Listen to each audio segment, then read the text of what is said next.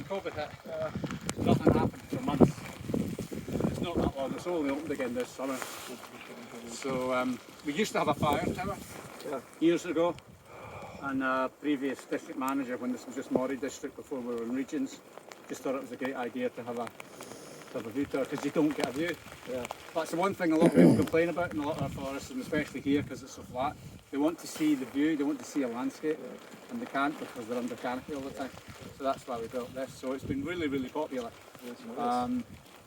Cost an absolute fortune to refurbish. Yeah, I can imagine. It's about 100,000. Crazy. Well, it's funny, I've got a friend who runs his own little sawmill, and he said, "Be my mate, but it was 20,000." So somebody made a killing somewhere. So as you can see, it's pretty flat. It's gently rolling, and that's evidence in the dunes. You can see the dunes out there. This is the Moray Firth and the sand dune system. This is the Culbin bar. Just at a site is a nair bar which comes across. There's a big mud flat salt marsh known as the Gut.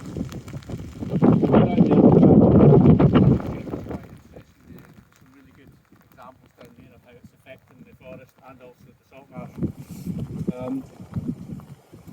So that's west, which is looking towards Nairn.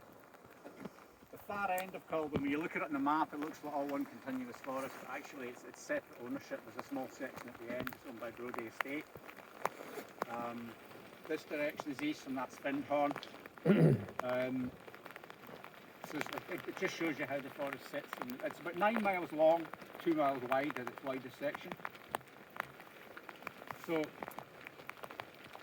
we're talking about pathogens and resilience and what have you. If you'd come up here about 4 years ago, there would just been a sea of red needles, because the whole forest was very badly affected by what we refer to as red band needle blight, Dr. Stroma.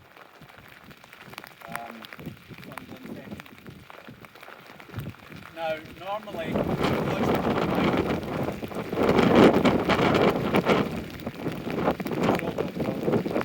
lodgepole pine and Corsican pine, in theory, can't resist an infection, and they will die. Scots pine, as long as it's not under stress for any other reason, should be able to just shrug it off. It might check the growth a little bit, you lose a bit of increment in terms of your talking about volume. The other one's Corsican and lodgepole, in theory, should be also dead. What we found is we had a massive infection here. This is mainly Corsican around us, and this whole canopy was just a sea of that rusty red colour that you get with Dr. Stroma. And basically what we did is we thinned it. The beauty of the stability here, you can thin quite hard. So this area was due for thinning, we thinned it really hard, and it's recovered. As you can see, there's the yellowing needles is just natural, it's the old needles just dying off before they grow up. So there's very little, if any, obvious Dr. Stroma here, whereas almost every single tree seems to have it. I think we've got away with it because of the salt air, because we're so close to the sea. It's not good, once the air was allowed in by the thinning, the salt air has got in, and it's not good conditions for the Dr. Stroma to survive. So we've been very, very lucky. When you consider almost half the forest is Corsican, it could have been catastrophic. The lodgepole pine still seem to suffer, and it was one of the dead ones coming through. So what we're actively doing is removing lodgepole pine.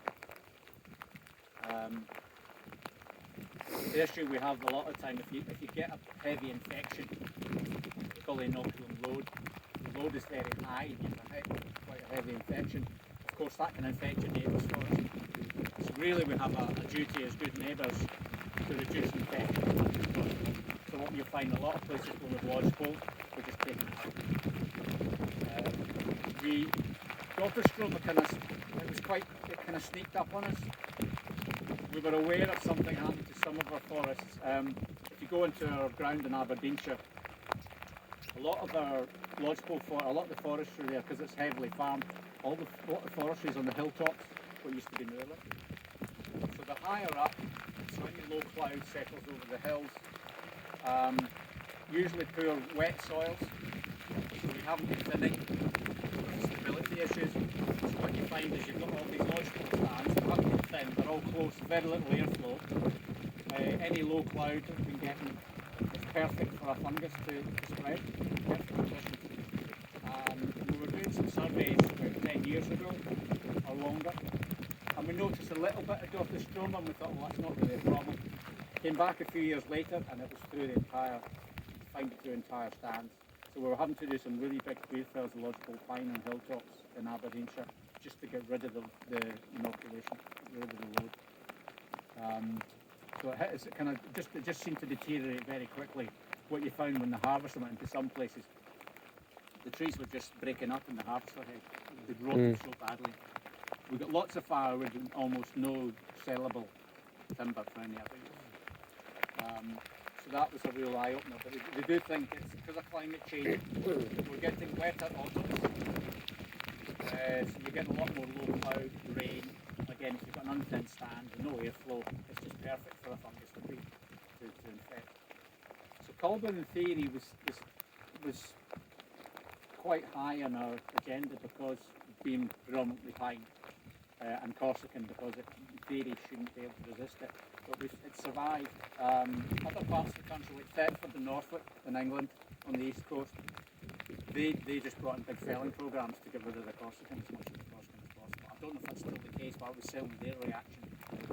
Some of our guys went down to see there. And there was thoughts at the time that we would just start to wait for the Corsican and move it. And probably replace it with Scots and British. But that hasn't happened because the Corsican has survived. It seems to be fine. We're getting very little infection now.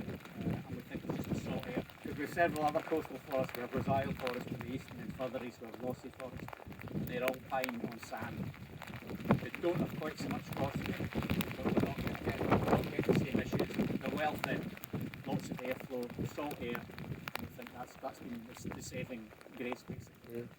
So that's been quite useful from that point of view. But it shows you that you've got to keep monitoring your forest, because the Dothrostoma just caught us on the hop. We didn't see it coming. So I just don't think we can monitor it. That's what changed. Keep that up to date. And we were lucky simply because of the coastal forest. I think we just got away with it. You still planting both? Well, in this forest it's continuous cover, and we tend to rely on regeneration, so actually if it's Corsican or Scottish pine, it doesn't matter. If we can get away, then fine. We'll probably still be finding it in some of the younger stuff. It seems to be okay. We know there's a research plot here nearby where we're actually trying to get that planted and have a check for that. So we're still expecting the Corsican here, and we're not. I think originally the idea of the Corsican was a little bit knee-jerk reaction.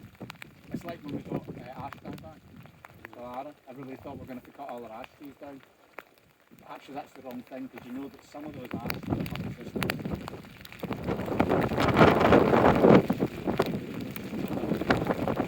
So what you'll find is lodgepole in Culbin is gradually weeding stands on its own, to be clear well, and thinnings and just back.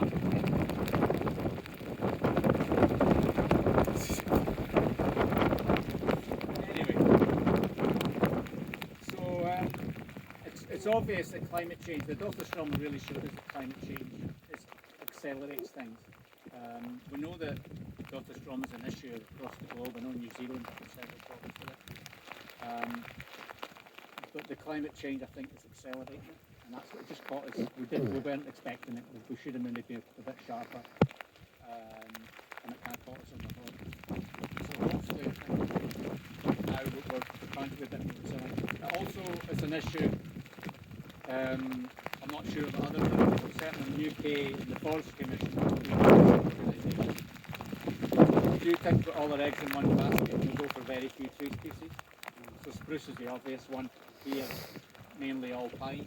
So you have to think about diversifying your tree species as much as possible. Because if something shows up that hits one species, and that's all you've got, it's game over.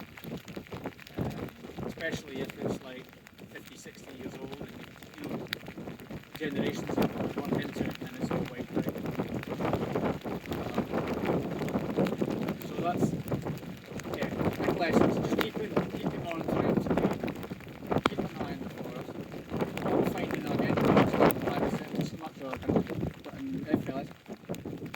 tide and tide computers, and they're not going out as often as they should.